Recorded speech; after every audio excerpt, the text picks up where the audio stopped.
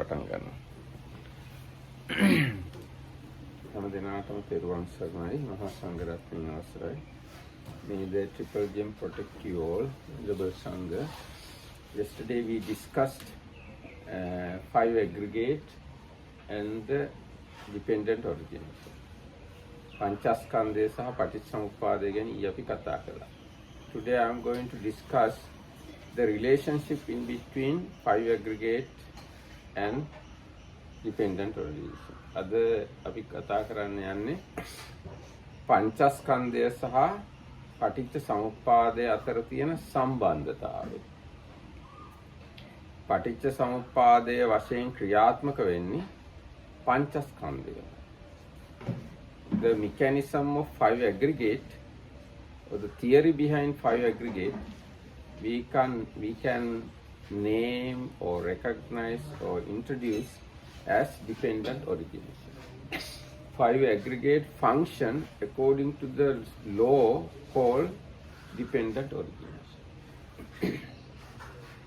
And when you examine each and every point in dependent origination, they are included within the five aggregate. දැන් පටිච්චසමුප්පාදයේ එක එක අංගයක් අපි විමසලා බලනකොට ඒ අංග 12ම පංචස්කන්ධයේ ඇතුලේ තියෙනවා. එතකොට බුදුරජාණන්සේ පංචස්කන්ධයේම යම් දේවල් එළියට අරන් පෙන්නලා තමයි පටිච්චසමුප්පාදය කියලා එකක් දේශනා කළේ. So Buddha has taken some points or some phenomena Buddha has taken out from five aggregates this paticca samuppada or dependent origination elements. So this is the way we can relate each other. What are the two things? Five aggregates and dependent origination. Some components easily and directly join, possible to join or connect each other. Now as example here, feeling is just feeling, and mental formation is forms, and consciousness.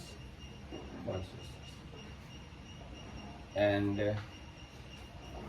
when you look at the six sense bases, it has great relation with form.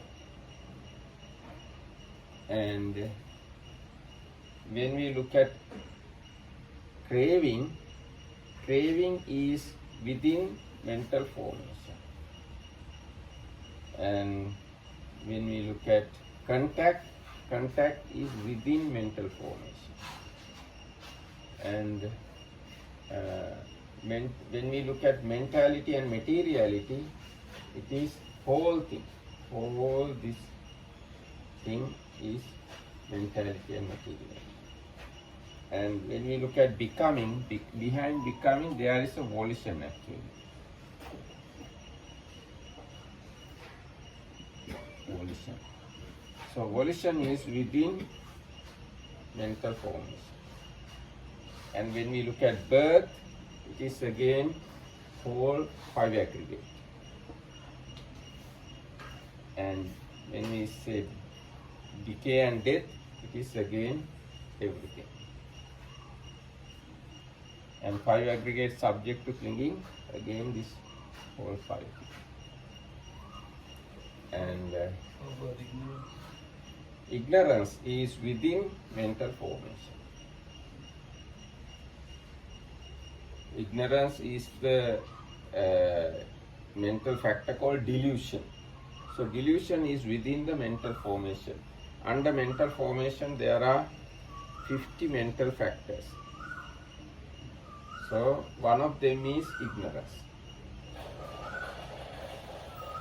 So this way you can understand same five aggregate Buddha has shown in a different way as dependent origination. Is it clear?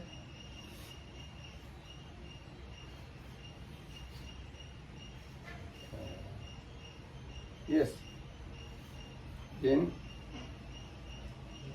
what to talk about more?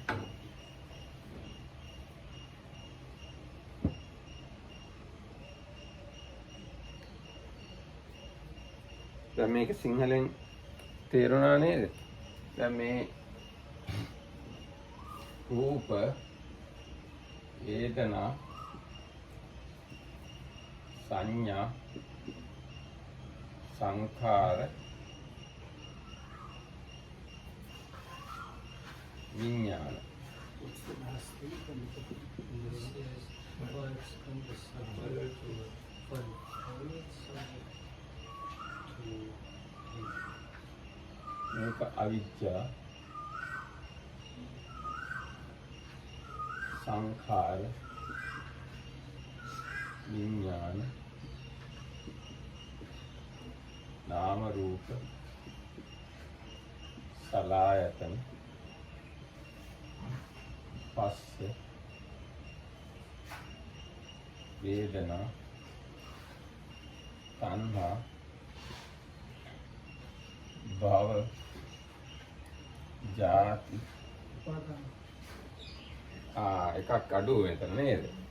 තණ්හා මෙතන එනවා ක්ලින්ගින් කියලා එකක්.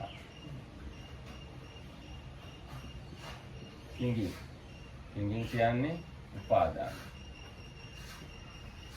ඒ ක්ලින්ගින් කියන එකේ තියෙන්නේ ලෝභ චෛතසිකයයි ditthi චෛතසිකයයි. ඒ කියන්නේ මෙන්න මේක ඇතුලේ තමයි ඒක තියෙන්නේ. ජාති. clinging is consciousness, not sankhara. Clinging is under sankhara. Sorry. වැරදුනේ. ඒක මේක ඇතුලේ තියෙන්නේ. ජරා මරණ පංච උපාදානස්කන්ධ. ඒකට අන්නේ විදියට පංචස්කන්ධය ක්‍රියාත්මක වෙන නීතිය තමයි පටිච්ච සමුප්පාදය කියලා කියන්නේ. මම හිතනවා දැන් ඒක පැහැදිලි කියලා. Can I ask about avidya? How would you, in the suttas, avidya I think usually is explained as not knowing the Four Noble Truths. Is there another way to understand avidya as effective? Actually, not knowing Four Noble Truths, ignorance. It's very clear cut definition. Again, that not knowing explained as moha, avidya and moha. But it's not exactly the same avidya and moha. Not exactly, because moha is bigger set. Moha is big one. Not knowing Four Noble Truths is something within it. Anyway, as a mental factor, it is moha. Moha means not knowing. So what is the bigger part? How is moha bigger than avidya? Now we can say, if you don't know what is wholesome and what is unwholesome, Isn't that part of the Four Noble Truths? it can include into Four Noble Truths, but when you express that idea that way, it can be kind of more basic and bigger way of explaining avidya. If you don't know what is wholesome and result of wholesome, and if you don't know what is unwholesome and what is the result of unwholesome, it is also avidya. But you can we can say it's moha. But when you say not knowing the noble truth of suffering, not knowing the noble truth of cause of suffering, cessation of suffering, and the path leading to the cessation of suffering, it is again moha, but it has very specific meaning. It has kind of defined way of explaining it. Moha is more basic and more primitive level of ignorance. So it is very big, and not knowing Four Noble Truths is kind of higher level of ignorance.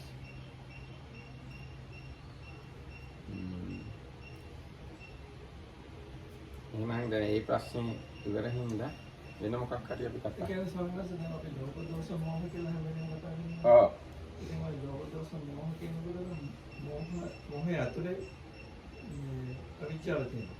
ඔව් එතකොට මොහ ගැන කතා කරනකොට අපි මොනවද ඒක කරන්නේ? මෝහය ගැන කතා කරනකොට කියන්නේ අරමුණ හරියට තේරෙන්නේ නැතිකම. ටිකක් විශාල විදිහට කිව්වොත්. අර මං කිව්වේ පින්පව් තේරෙන්නේ නැතිකම. හොඳ නරක තේරෙන්නේ නැතිකම. හරි වැරද්ද තේරෙන්නේ නැතිකම. ඒක ඕන තැනක ඕන ආගමකට සාමාන්‍ය ඒක ලෝක ස්වභාවය ආගමක් නැතත්. නමුත් මේ චතුරාර්ය සත්‍ය නොදන්නා කම විද්‍යාවයි කියලා කතා කරන්නේ බුදුරජාණන් වහන්සේ පහළ වුණාම තියෙන මේ ඒක වඩා උසස් අවිද්‍යාව පිළිබඳ කතාවක්. නැත්නම් බුදුවරු පහළ වුණත් බුදුවරු පහළ නොවුණත් මේ මෝහය තියෙනවා. හැම හිතකම මෝහය තියෙනවා රහත් වෙච්ච නැති හිතවල.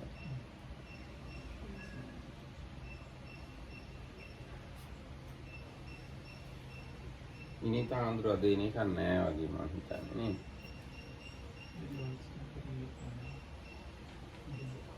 එහෙනම් රන්දීර මහත්තයා පොඩ්ඩක් කියන්නකෝ මම කිව්වේ මෝහය ගැන. උතර බෝධි ආන්දරන් තේරෙයි. Last time I asked the question what embodies moha, what is the concept of moha? It says the moha embodies something that is there all the time. Whereas avijja is something that is really crystallized in the presence of the Buddha. And when the Buddha arises, it talks about avijja because it pertains particularly to the form of the truth.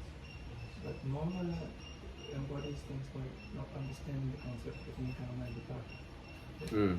And understanding හොඳ නරක හරි වැරද්ද අපි කියන්නේ යහපත අයහපත.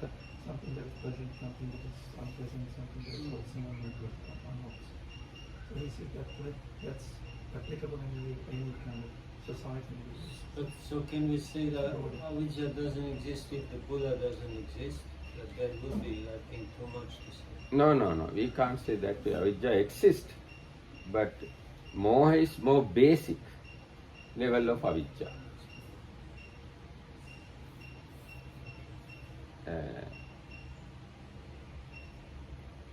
ඒ විදිහට කියන්න පුළුවන් ඒ ගැන.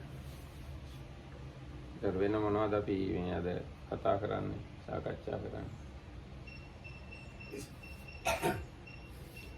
Is there a similar way of relation between moha and avijja to panya and knowledge? Yes. Now opposite of avijja we call amoha. Also, Moha, amoha. isn't it vijja? No, not we can say that way also, but opposite of avijja is vijja. Yes, we can say that way. So there is a mental factor called panya, or the wisdom. Wisdom is the opposite of, yes, how to say, Moha. yes, opposite of moha is panya. We can say that. Opposite of moha is panya. So panya has different levels. Basic panya is knowing the come and its fruit. Higher panya is knowing the Four Noble Truths. Higher level of panya is knowing the Four Noble Truths. Lower level of panya is not knowing the come and its fruit.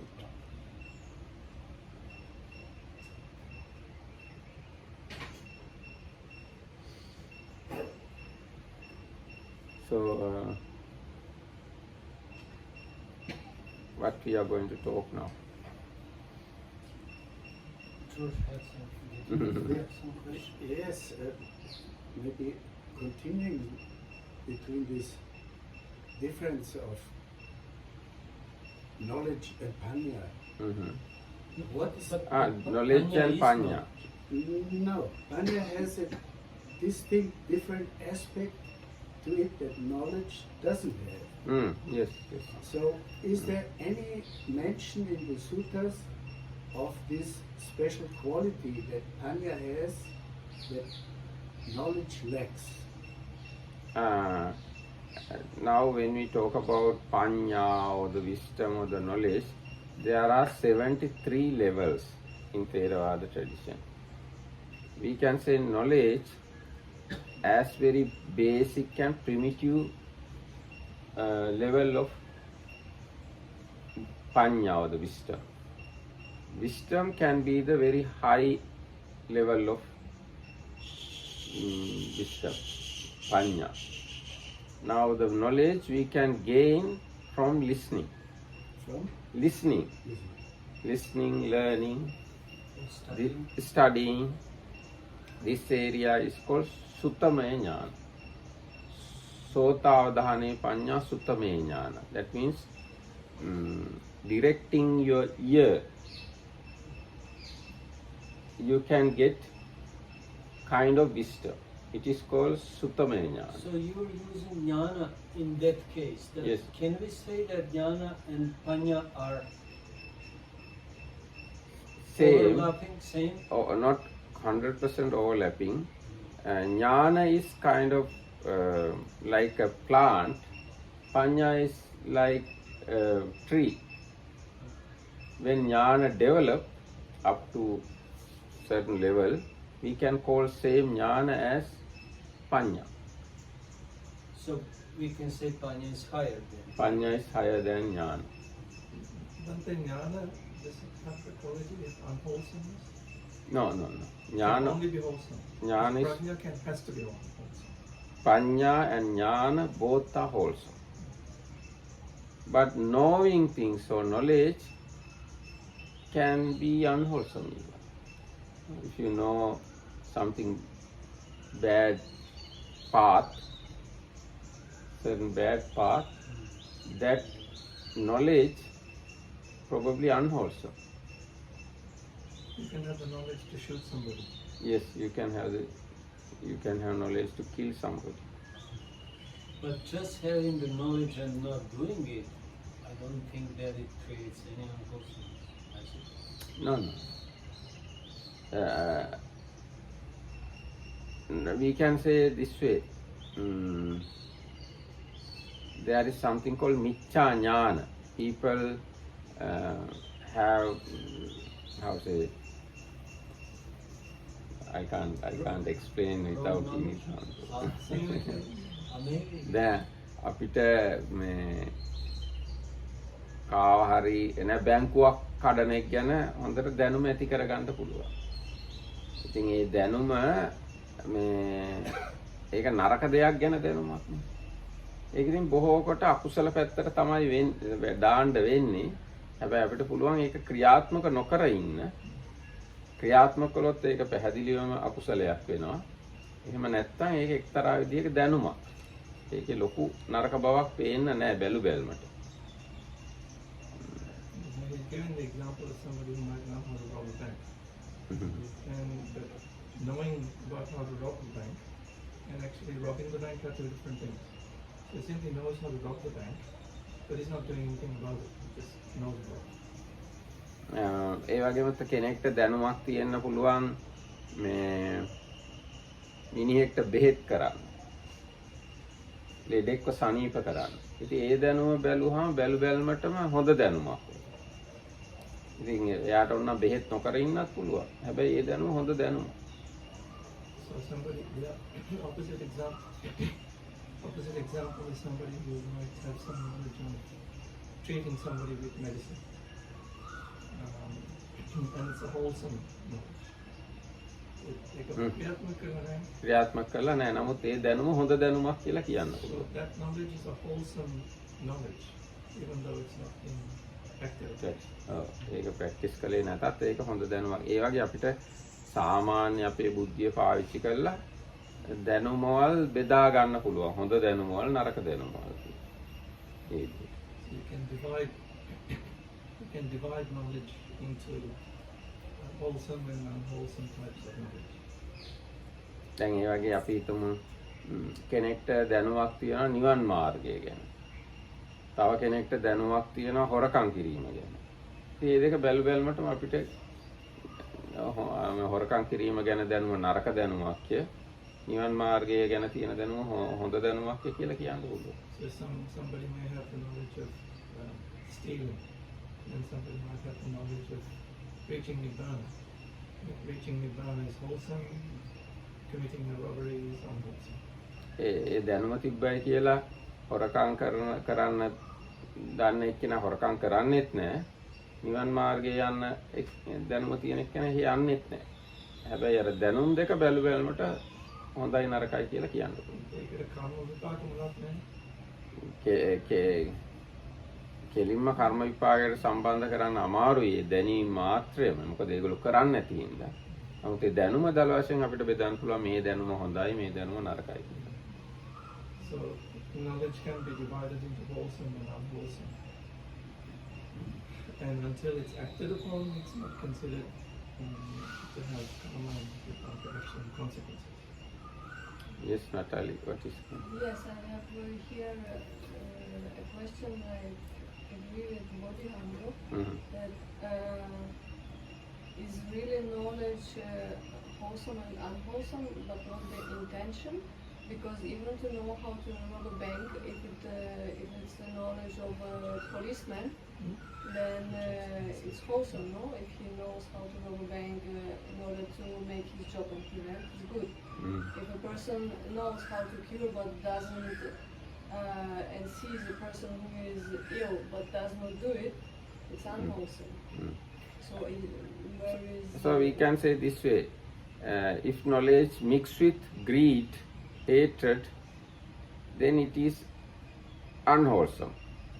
And if knowledge mixed with non-greed and non-hatred, then it can be wholesome. Wholesome knowledge, then it can be wholesome knowledge. මම දන්නේ නැහැ ප්‍රශ්නය අහන්නේ මට තේරෙන්නේ නැහැ කියලා. ඒ කාම විපාක වල සම්බන්ධ වෙන්නේ කොහොමද? ඒක ක්‍රියාත්මක කරලා විතරයි නේ කියන්නේ. ක්‍රියාත්මක අපිට කියන්න පුළුවන් එහෙම ක්‍රියාත්මක කළොත් තමයි කර්මයක් බවට පත් වෙන්නේ. එතකන් ඒක කාම විපාක වලට සම්බන්ධ කරන්න බෑ ඍජුවම. අදහසක් වශයෙන් තිබෙන තියෙනවා එච්චරයි. අදහසක් වශයෙන් තියෙනවා. හැබැයි දැන් කොහොමද කියන්නේ? දැන් නරක දෙයක් නරකයි කියලා දන්නේ නැතුව ඉන්නවා නම් ඒක යම්කිසි අකුසලයක්. ඒ වගේම හොඳ දෙයක් හොඳයි කියලා දන්නේ නැත්නම් මේක මේ ගොඩක් සංකීර්ණ වෙනවා මේ කතාව. එළියට ගෙනියන්න ගොඩක් ඉදිරියට ගෙනියන්න අමාරුයි. දැන් අපි මේ ජෝර්ජ් අහපු ප්‍රශ්නයේ මුලට ආයි ගිහින් බැලුවාම මේ knowledge කියලා සාමාන්‍යව ඉංග්‍රීසියෙන් කියන වචනේ දැනුම කියනවානේ. ඊට වඩා හොඳ උසස් තත්ත්වයක් තමයි ප්‍රඥාව කියලා එක්ක wisdom කියලා කියන්නේ. ඒ විදිහට තමයි ඒ කියන්නේ ඊටම කෙටියෙන් කිව්වොත් කියන්නේ. ඔව්. දැනුම සහ ප්‍රඥාව කියලා අපිට දල වශයෙන් දෙකක් හඳුනා ගන්න පුළුවන්. ප්‍රඥාව කියන එක වඩා උසස්, දැනුම කියන එක ඊට වඩා ප්‍රාථමික දෙයක්.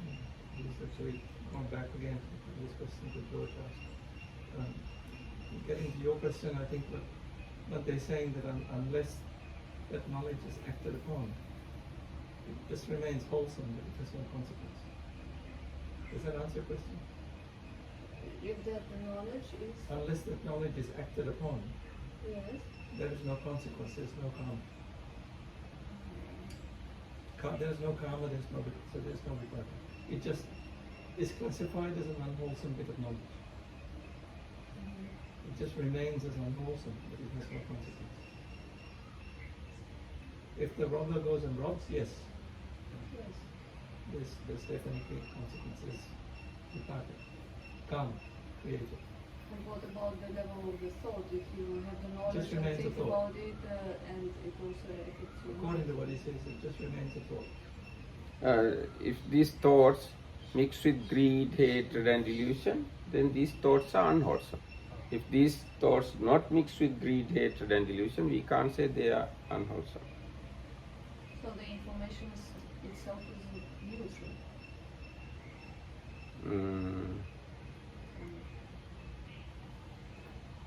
We can say information itself can be a neutral until it is mixed with greed, hatred, delusion, or non-greed, non-hatred, and non-delusion. But I think in practice it's very difficult to have a thought without being mixed with delusion, at least. Is that correct? Yes, that's true. But now even person who is giving dana, he can have great delusion. But at that point, the point he is giving something, he doesn't have delusion.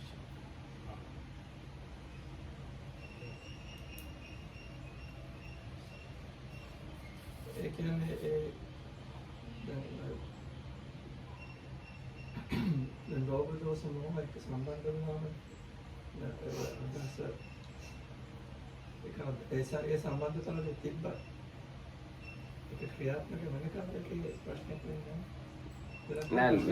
නෑ ලෝභ දෝෂ මොහ තියෙනවා නම් ඒ හැම තියෙන වෙලාවම අකුසල් කියලා තමයි කියන්නේ.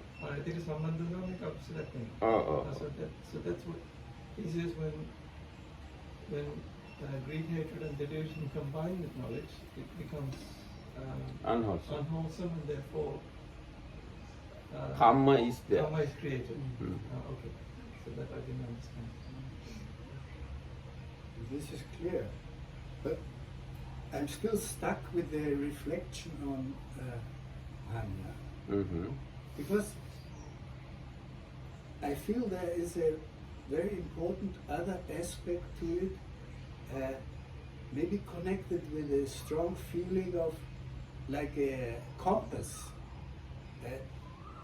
showing me the true north, whereas knowledge is in respect to this neutral. I can amass a lot of knowledge, add it to my library, to the remaining old knowledge, correct it, continue adding. I'll never arrive at the stage of Panya. Whereas Panya, for example, the examples you give us with your very detailed knowledge, which I'm very grateful for, because it makes me see the Dhamma in a much richer way, and yet I can't digest all of it in the light of Panya. Whereas some aspects of it, like a flash, immediately fits in. So it's difficult to find the verbal definition of what it could be that Panya makes stand out. Now, when we are within the frame of the Buddhism, we have basic knowledge and wisdom, two things. We can say Suttamaya Jnana and Panya. So first you have to have this basic knowledge, then you have to practice, then you reach to the wisdom. So wisdom is depending on your knowledge. But there are two different things.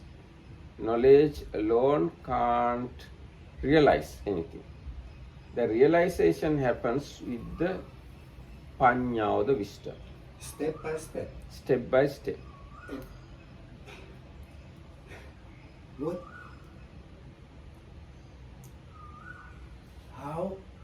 How does this step,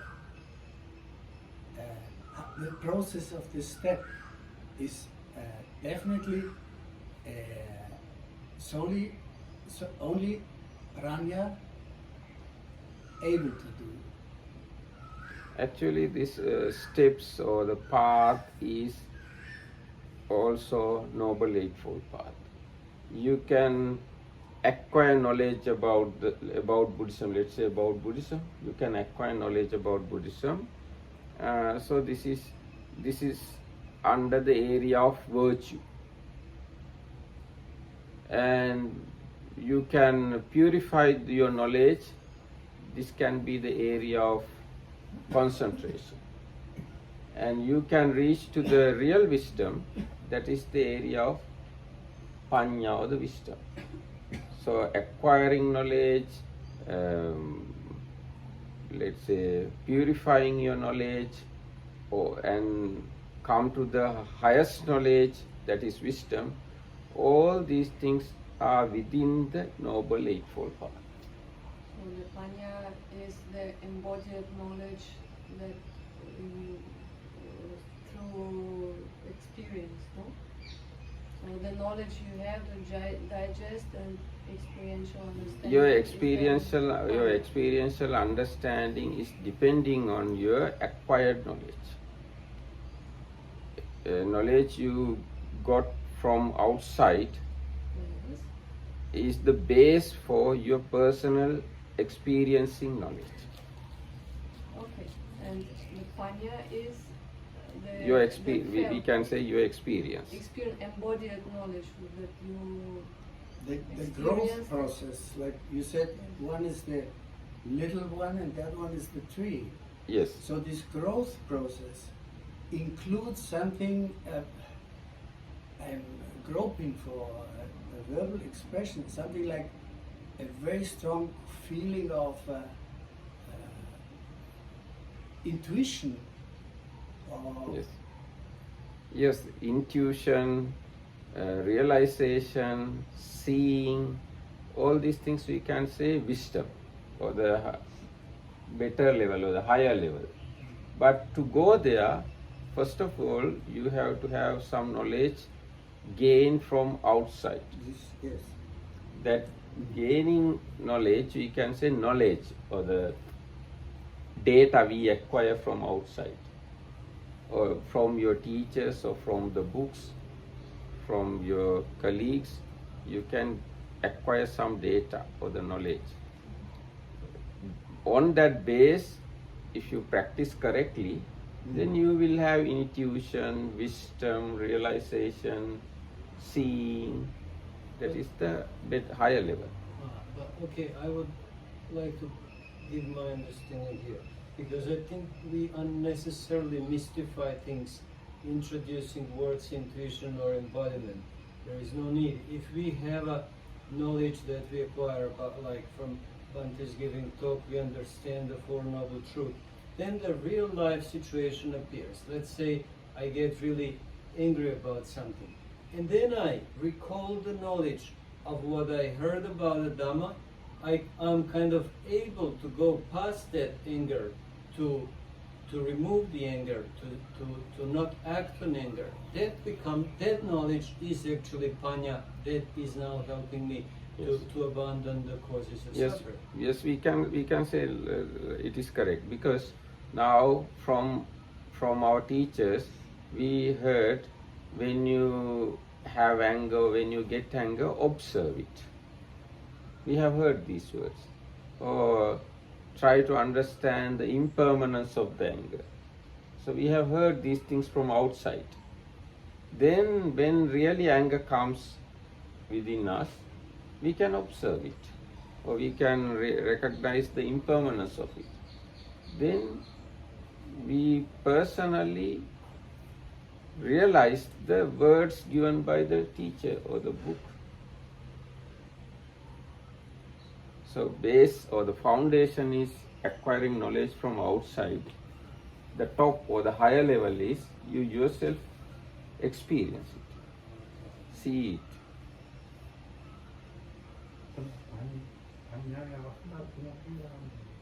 ඥාන අවස්ථා තුනක් තියෙනවා. සුත්තමේ ඥානෙ, චින්තාමේ ඥානෙ, භාවනාමය ඥානෙ. ඥාන, පඤ්ඤා ඔය වචන දෙක බොහෝ කොටම එක සමාන අර්ථ තමයි තියෙන්නේ. ඥාන කියන්නේ ටිකක් පොඩි අර්ථයක්, පඤ්ඤා කියවම ඊට වඩා ටිකක් වැඩුණු අර්ථයක් වගේ. So there are three basic jnanas.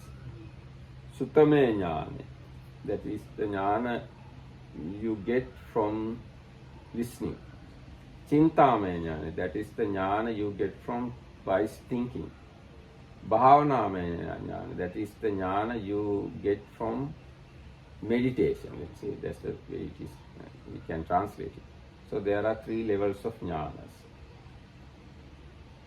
Now there are 2 things called Sotapatti Anga. First one is Parato Gosa, that means hearing from outside. Next one is Yoniso Manasikara, wise thinking, wise reflection. So these 2 things come together. Hari, api ඔබ වහන්සේ නකන් කිව්වේ. මහානායක නකන්.